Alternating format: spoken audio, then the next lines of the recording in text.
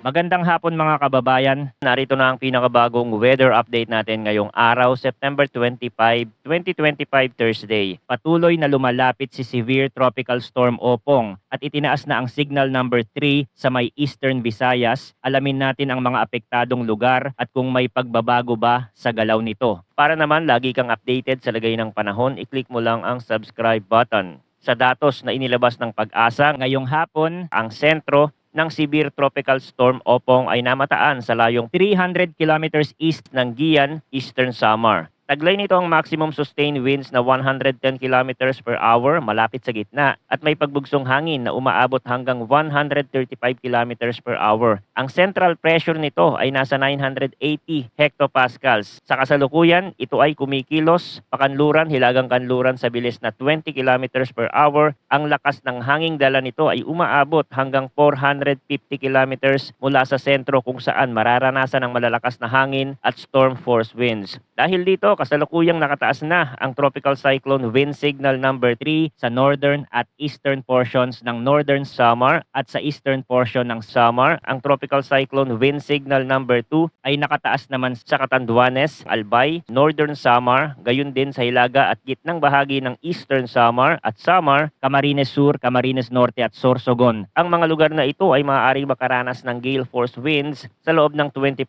hours na may bilis na nasa pagitan ng 62 hanggang 88 kilometers per hour. May posibilidad ng minor hanggang moderate na banta sa buhay at ari-arian. Nakataas naman ang Tropical Cyclone Wind Signal number 1 sa natitirang bahagi ng Albay, Masbate, Marinduque, Romblon, Oriental Mindoro, Occidental Mindoro kasama ang Lubang Island, Quezon kasama ang Pulilio Islands, Rizal, Laguna, Batangas, Cavite, Aurora, Metro Manila, Bulacan, Nueva Ecija, Tarlac, Pampanga, Zambales, Bataan, sa gitna at katimugang bahagi ng Isabela, Quirino, Nueva Vizcaya, Ifugao, timog kanlurang bahagi ng Mountain Province, Benguet, timog na bahagi ng Ilocos Sur, natitirang bahagi ng Eastern Samar at Samar, Biliran, Leyte, Southern Leyte. Hilagang bahagi ng Cebu, hilagang bahagi ng Negros Occidental, hilagang bahagi ng Iloilo, Capiz, Aklan, gitna at hilagang bahagi ng Antique, kasama ang Kaluya Island at Calamian Islands at maging sa Mindanao sa Siargao Island, Bukas Grande Island at Dinagat Island. Ang mga lugar na ito ay maaaring makaranas ng malalakas na hangin sa loob ng 36 hours na may bilis na 39 hanggang 61 kilometers per hour. Bagamat minimal hanggang minor lamang ang epekto, posibleng magdulot pa rin ito ng mga pinsala sa mahihinang estruktura at mga coastal communities. Ayon naman sa pinakahuling forecast, dapat bigyang diin na hindi lamang sa mismong landfall point mararanasan ang epekto ng bagyo. Kahit nasa labas ng lugar ng direktang tatamaan, posibleng makaranas pa rin ng malalakas na ulan, matitinding hangin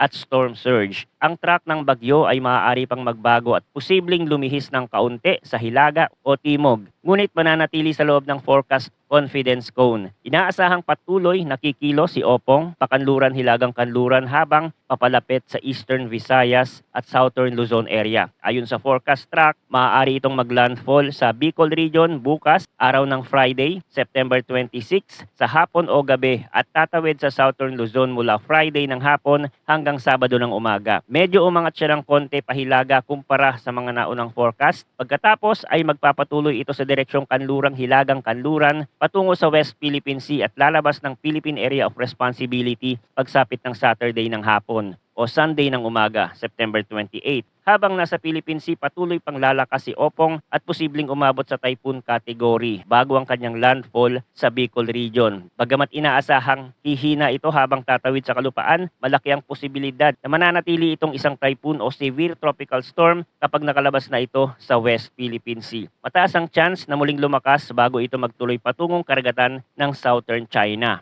Manatiling nakatutok sa mga susunod na update at siguraduhing laging handa. Huwag kalimutang sumunod sa mga abiso ng inyong lokal na pamahalaan at ng Pag-asa. Maraming salamat sa inyong walang sawang suporta at pagtutok dito sa ating channel.